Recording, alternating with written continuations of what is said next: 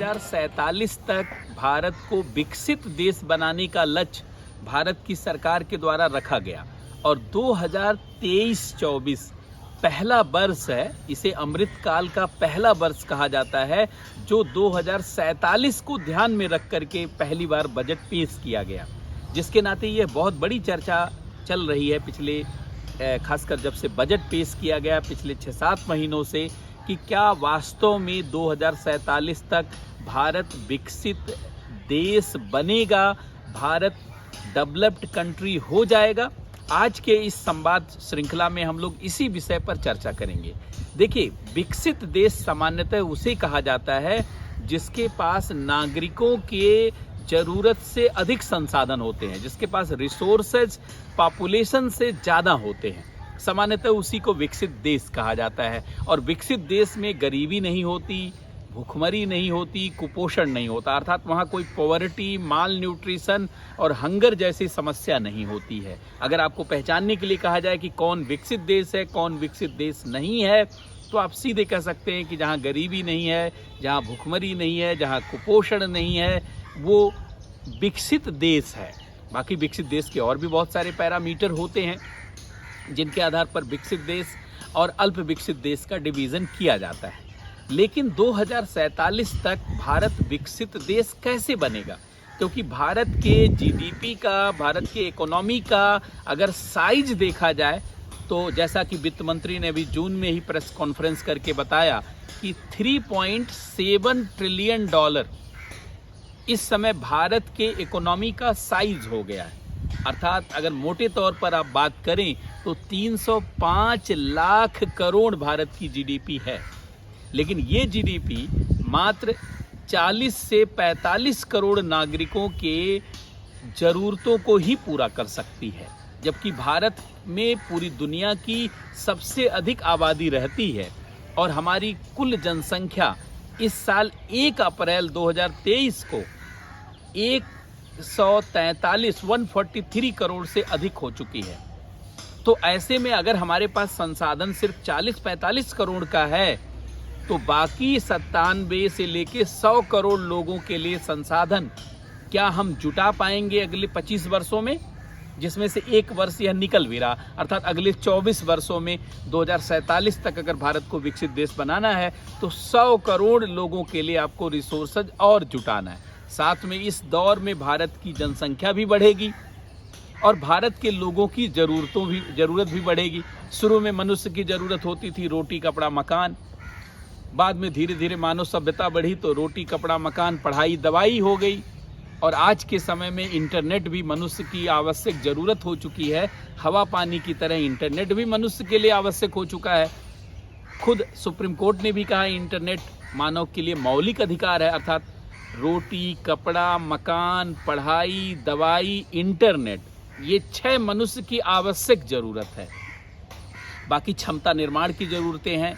आपके पास जो है परिवहन के साधन होने चाहिए, आने जाने के लिए बाइक, कार या कुछ होना चाहिए। आपके पास एनर्जी होनी चाहिए, ऊर्जा होनी चाहिए, 24 घंटा बिजली होनी चाहिए आपके पास एक अच्छा रहने के लिए, और जानते केवल रहने के लिए ही नहीं बल्कि उसका एम्बियंस अच्छा होना चाहिए, वहाँ प्रॉपर जानते प्लांटेशन, ऐसे बहुत सारा, मतलब कुल मिला के मानव की आवश्यकताएं भी तो बढ़ रही हैं क्षमता निर्माण की। इसका मतलब बहुत ज़्यादा संसाधनों की ज़रूरत होगी। इसीलिए आरबीआई ने अभी एक रिपोर्ट प्रकाशित किया है। आरबीआई ने कहा है कि अगर 2047 तक भारत को विकसित बनाने का लक्ष्य है तो 7.6%, ध्यान रखिए, 7.6% की औसत वार्षिक ग्रोथ रेट अर्थात एनुअल ग्रोथ रेट को अचीव करना होगा।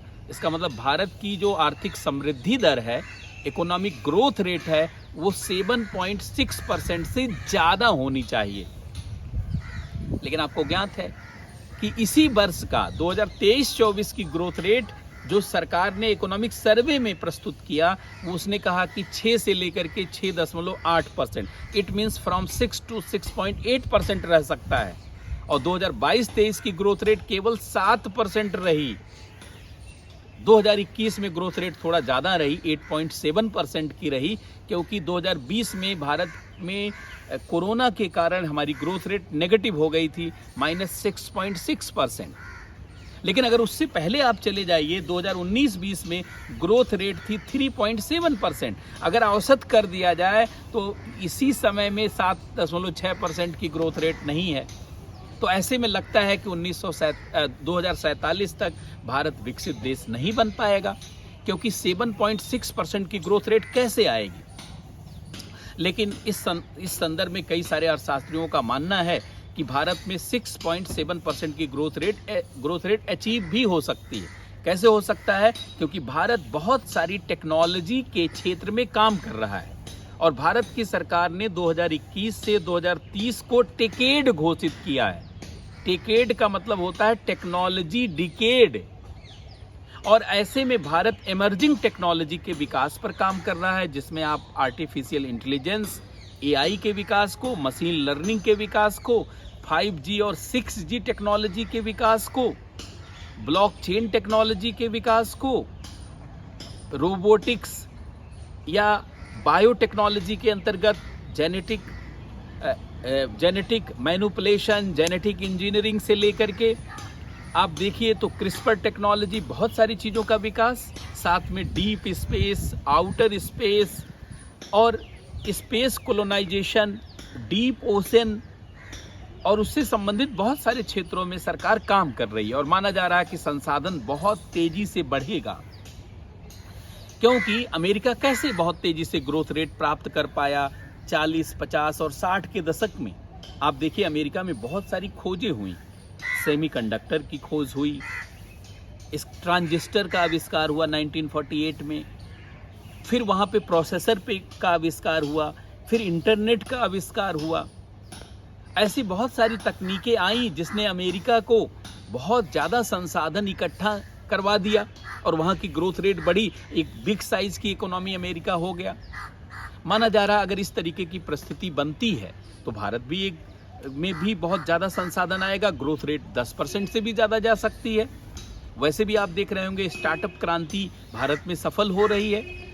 खाली 2021 में 44 स्टार्टअप यूनिकॉर्न बने, अर्थात स्टार्टअप में पूरी दुनिया में भारत का तीसरा स्थान है, आईटी में हमारा दूसरा स्थान है, स्पेस टेक्नोलॉजी में हमारा तीसरा स्थान है, नैनो टेक्नोलॉजी में भी हमारा तीसरा स्थान है, तो टेलीकॉम में हमारा चौथा स्थान है। अर्थात बहुत सारी टेक्नोलॉजी में हम तेजी से उभर रहे हैं। तो ऐसे में संभावना बनती है कि हो सकता है कि भारत में बहुत सारे न्यू रिसोर्स क्रिएट हो जाएं और ये भारत के आर्थिक समृद्धि दर, इकोनॉमिक ग्रोथ रेट को बढ़ा दें।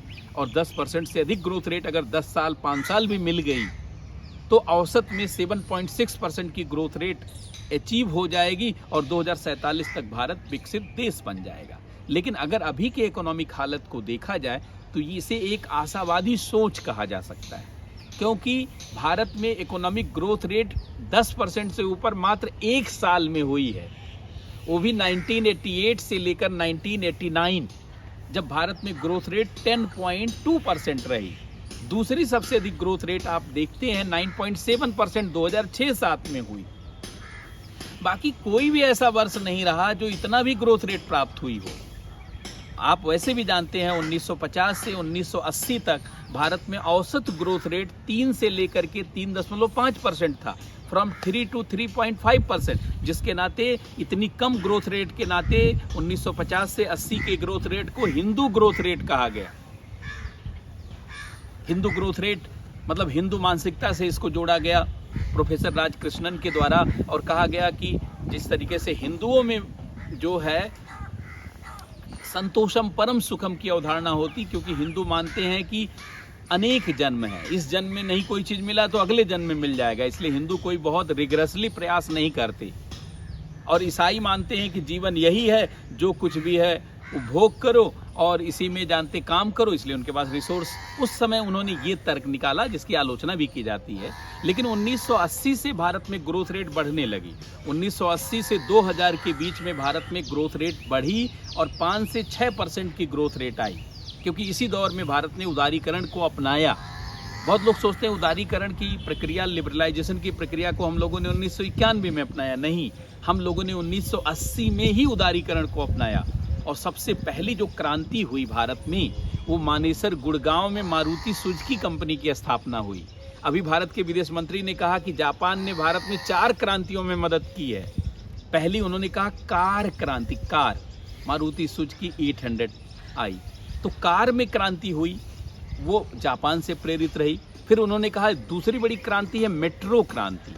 ये जो शहरों में मेट्रो आप देख रहे हैं ना, ये सारा मेट्रो जापान की टेक्नोलॉजी है। तो दूसरी मेट्रो क्रांति। तीसरी, विदेश मंत्री कह रहे थे तीसरी क्रांति बुलेट ट्रेन की क्रांति होगी। और चौथी क्रांति तमाम इमर्जिंग टेक्नोलॉजी, अब उस पर कभी बाद में बात करेंगे। मतलब 1980 से लेकर 2000 के बीच में भारत की ग्रोथ रेट 5 से 6% हो गई, जहां 1950 से 80 के बीच में मात्र 3 से 3.5%। वहीं 2000 से लेकर के 2020 के बीच में भारत की ग्रोथ रेट 6 से 7% के बीच रही। लेकिन मेरे भाई, कभी भी 7.6% की औसत ग्रोथ रेट नहीं रही। तो ऐसे में कैसे कहा जा सकता है कि अगले 24 वर्षों तक लगातार 7.6% की औसत ग्रोथ रेट रहेगी? इसका मतलब है कि 2047 तक भारत को विकसित बनाने के लिए बहुत मुश्किल तरीके से देखा जाए प्रयास करना होगा। यद्यप कोई भी चीज असंभव नहीं होती, हर चीज संभव होती है, लेकिन यह लक्ष्य कोई छोटा लक्ष्य नहीं है, बहुत बड़ा लक्ष्य है। इसके लिए बहुत बड़े स्तर पर आर्थिक पराक्रम करने होंगे। और अगर इस तरीके के प्रयास करने में भारत की सरकार सफल रही, केंद्र की सरकार और राज्य की सरकारें सफल रही, तो निश्चित रूप से 2047 तक भारत को विकसित बनाया जा सकता है। लेकिन जिस तरीके की राजनीति आप देख रहे हैं कि तमाम राजनीतिक दल तमाम चीज़ों की छूट दे करके वोट मांगने की राजनीति बढ़ रही है कि ये फ्री, वो फ्री, ये फ्री, बिजली, पानी, ऐसे तमाम चीज़ों की, तो ऐसी स्थिति में संसाधन बढ़ेंगे नहीं, बल्कि संसाधन जानते प्रभावित होंगे। तो निश्चित रूप से ये लक्ष्य मुश्किल हो सकता है, लेकिन फिर भी अगर यह लक्ष्य पूरा किया जाता है तो ये भारत के लिए बहुत गौरव की बात होगी। भारत में संसाधन बढ़ेंगे, भारत की समस्याएं समाप्त होंगी और भारत एक बेहतर देश बनेगा। और हम सभी लोग चाहते हैं कि भारत एक विकसित देश बने। डॉक्टर कलाम 2020 तक ही भारत को विकसित बनाने का संकल्प लिए हुए थे और इवन एक किताब भी लिख दी थी उन्होंने, विजन 2020, कि 2020 तक भारत विकसित देश बन सकता है, बशर्ते जो उन्होंने बताया उसको फॉलो किया जाए। और अब 2047 तक तो हम लोग चाहते हैं भावना के आधार पर कि भारत विकसित देश जल्दी से जल्दी हो जाए, लेकिन आर्थिक रूप से इस तरीके का विश्लेषण है। तो आज के संवाद श्रृंखला में इतना ही। पुनः कल हम लोग एक नए जो है विषय के साथ मिलेंगे, लेकिन आप लोग संवाद सीरीज से जुड़े रहिए। इससे आपको नए विचार, नए सोच और तमाम प्रकार के समसामयिक जो करंट से जुड़ी हुई घटनाएं हैं उस पर आपको सोचने, समझने, जानने का अवसर प्राप्त होगा। बहुत बहुत धन्यवाद सबको, बहुत बहुत नमस्कार।